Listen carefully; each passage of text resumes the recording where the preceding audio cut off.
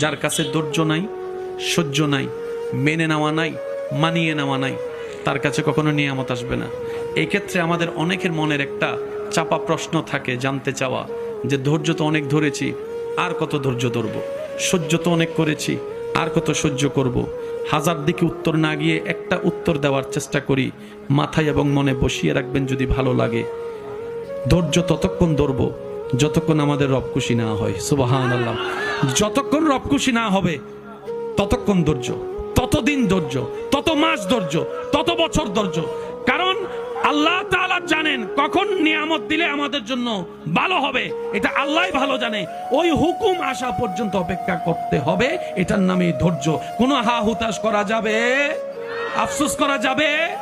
আল্লাহ দিল আলহামদুলিল্লাহ, না দিল আলহামদুলিল্লাহ। সুখ আপনাকে খুঁজতে হবে না, দেখবেন সুখ আপনার ঘরে নিজে থেকেই চলে আসবে। বলেন সুবহান।